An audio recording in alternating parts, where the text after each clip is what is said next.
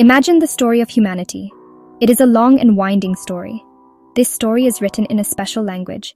It is the language of our genes. Our genes are the instructions for building a human being. They are our biological blueprint. For millions of years, this blueprint has changed slowly. Nature has been the author. It used tools like mutation and natural selection. It created a breathtaking diversity of humans. This is natural variation. It is the reason we have different eye colors, heights, and talents. It is the reason some of us can digest milk and others can withstand high altitudes. Now, imagine a new chapter in this story. A chapter written not by nature, but by us. Humans have developed powerful new tools. These tools allow us to go inside the blueprint. We can read the genetic code, and for the first time we can edit it. We can change the instructions. This is genetic enhancement. It is the deliberate modification of our own DNA. We could use it to correct errors that cause terrible diseases. We could also use it to add new features. We could try to make ourselves stronger, smarter, or longer-lived. This new power presents us with a profound choice. We stand at a cosmic crossroads. Down one path lies the familiar world of natural human variation. It is a world of chance and diversity. It is a world that has been shaped by the unthinking forces of evolution over eons. It has proven its resilience. It has allowed our species to survive ice ages and plagues. It has populated every corner of this planet. This path is well-trodden. It is the story of who we are. It is the accumulated wisdom of 4 billion years of life on Earth, written in our very cells. It is a legacy of survival against all odds. The other path is new and uncharted. It leads to a future where we take control of our own evolution. We become the authors of our genetic destiny. This path is paved with promise. The promise of a world without genetic diseases like cystic fibrosis or Huntington's. The promise of enhanced abilities that could help us meet the challenges of the future, from climate change to space exploration. But this path is also filled with shadows. It raises deep questions about what it means to be human. It forces us to confront issues of equality, identity, and the unforeseen consequences of rewriting our own code. The ultimate showdown begins. Let's be clear about what we are discussing. Natural human variation is the spice of our species. Think of it as nature's vast library of possibilities. Every person has a slightly different genetic code. These differences are mostly small, but they add up to create the incredible diversity we see all around us. Some people have genes that make them very tall. Others have genes that give them perfect pitch. These are not mistakes. They are simply different versions of the human story. They are the result of a long, unguided process of trial and error. This variation comes from a few key sources. One is mutation, which is a random change in our DNA. Most mutations are harmless. Some can be harmful. But every so often, a mutation offers a small advantage. Another source is the shuffling of genes that happens when parents have a child. You get half your genes from your mother and half from your father. This creates a unique combination that has never existed before. This constant mixing of the genetic deck is what makes our species so adaptable. It ensures that we are not all vulnerable to the same threats. Genetic enhancement, on the other hand, is not random. It is purposeful. It is the direct intervention in the human genome to change it. This is not about the random shuffle of the deck. This is about looking at the cards and deciding to swap some out for better ones. A simple example would be changing the genes responsible for a hereditary disease. This is often called gene therapy. It aims to correct a problem and restore a person to typical health. This is a powerful and wonderful goal that many scientists are working towards right now. But enhancement can go further. It can venture into territory beyond just healing. Imagine choosing to give a child genes for increased muscle mass, or genes for a higher IQ, or genes that slow the aging process. This is no longer about fixing a bug in the code. This is about upgrading the system. This is where the line between therapy and enhancement becomes blurry. And it's where the most difficult questions arise. We are moving from being players in the game of life to becoming the designers of the game itself. This is a profound shift in our role in the cosmos. To understand this debate, we must understand the tools. How do scientists actually edit genes? For a long time, it was incredibly difficult. It was like trying to edit a single word in a library of millions of books, all written in a language we barely understood. The early tools were clumsy and inefficient. They were expensive and often made mistakes. They could insert a new gene, but it was hard to control where it went. This made the process risky. It was a fascinating idea, but not a practical reality for changing the human blueprint in a precise way. Then, a revolutionary discovery changed everything. Scientists studying bacteria found a system they use to fight off viruses. It is called CRISPR-Cas9. You can think of CRISPR as a pair of molecular scissors. It is a highly precise and programmable tool. Scientists can give it a guide, which is a small piece of RNA. This guide tells the CRISPR scissors exactly where to go in the vast sequence of DNA. It finds the specific gene that needs to be changed. It is like a genetic search engine. It can find a single misspelled word among 3 billion letters.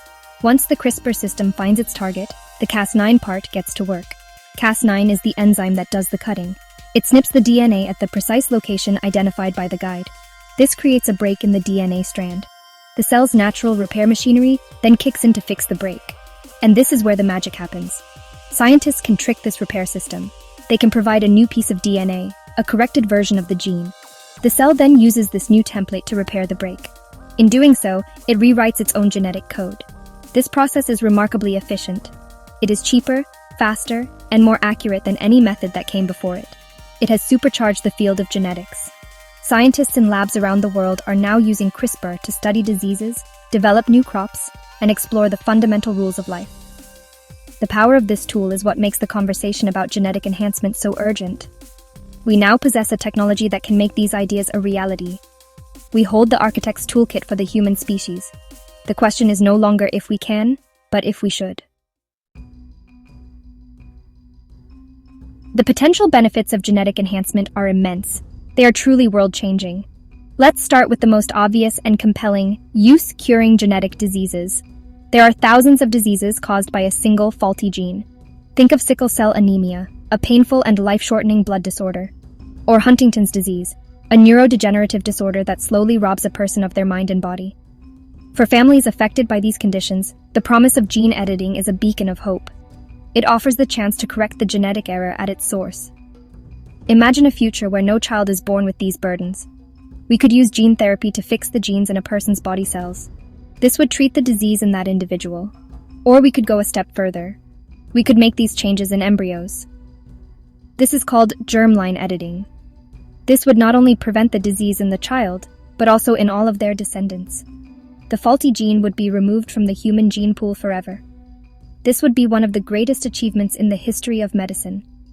A permanent victory over ancient afflictions. The promise extends beyond curing rare diseases. We could also tackle more complex conditions. Heart disease, diabetes, and many forms of cancer have strong genetic components. By identifying and editing the genes that increase our risk, we could make ourselves more resistant to these common killers. We could also enhance our body's natural abilities. We could boost our immune systems to better fight off new viruses. The COVID-19 pandemic showed us how vulnerable we are. Genetic enhancement could provide a powerful new line of defense for all of humanity. And what about the limits of the human body? What about aging?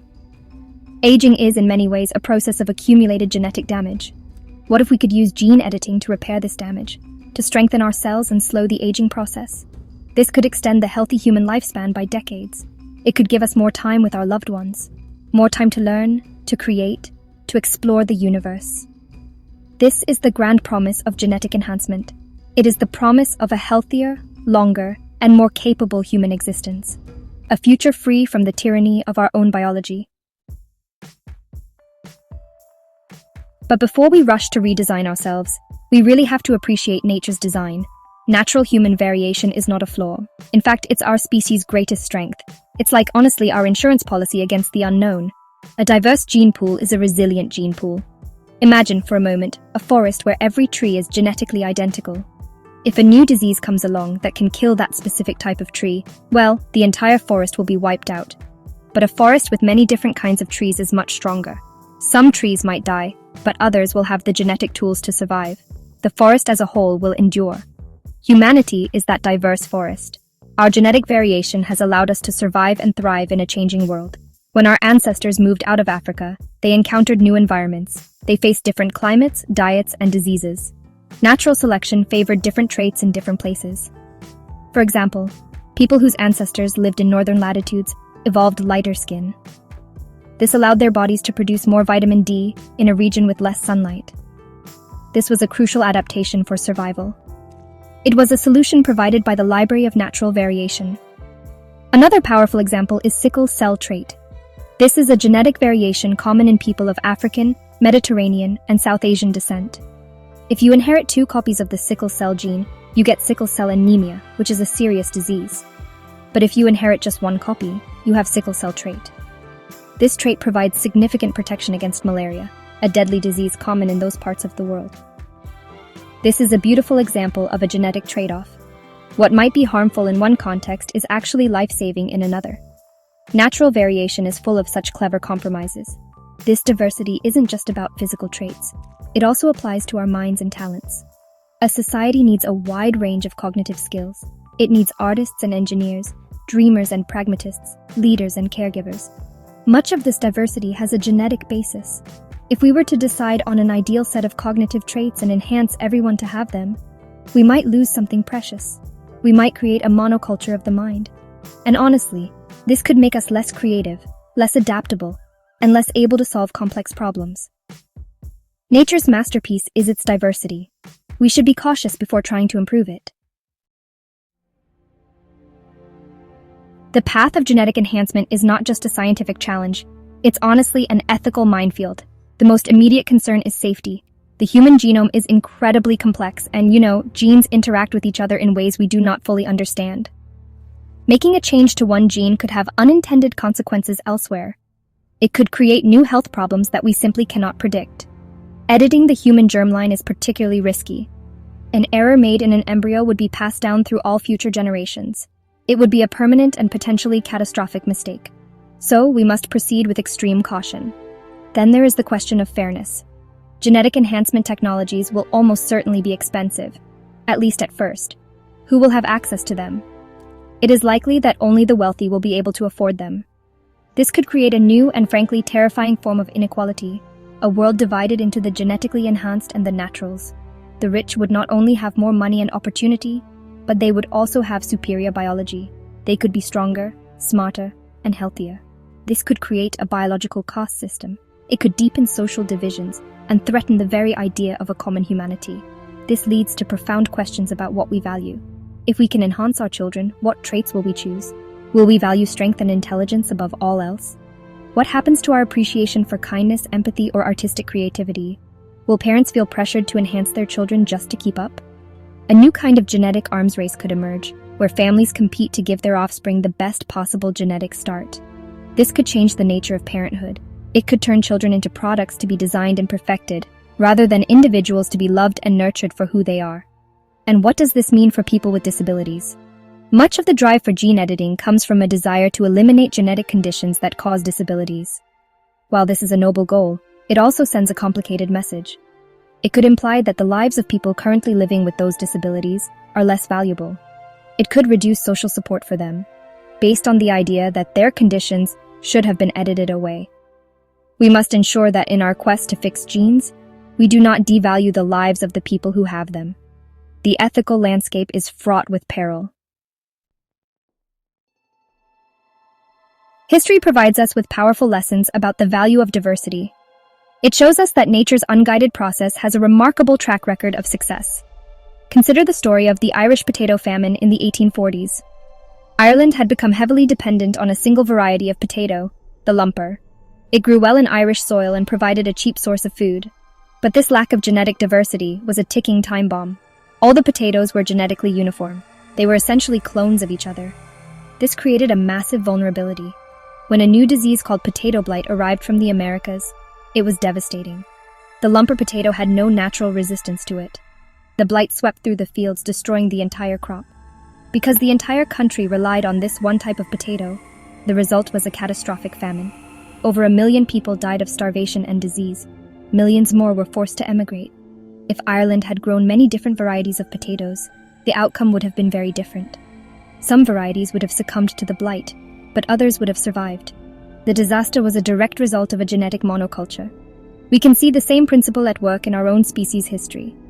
The Black Death in the 14th century was one of the deadliest pandemics in human history. It killed a huge proportion of the European population. But it did not kill everyone.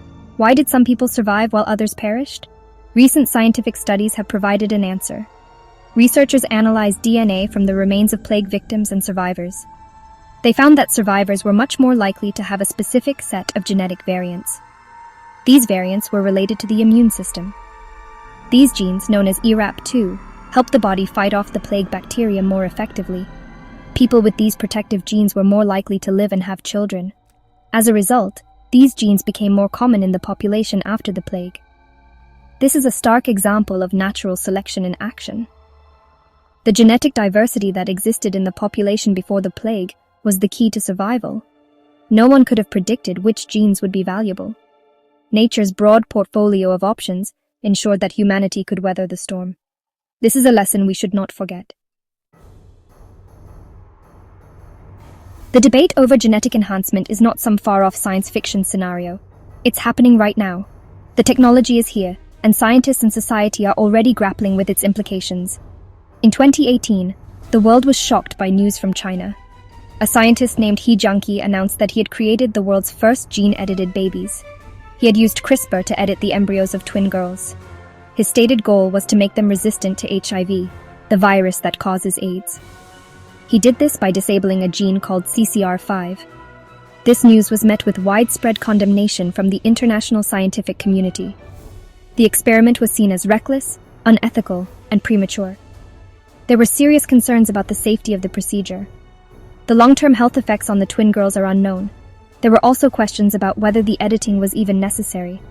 There are much safer ways to prevent HIV infection. The case of He Jiankui was a wake-up call. It showed that the technology was moving faster than our ability to regulate it. It brought the abstract ethical debates into the real world.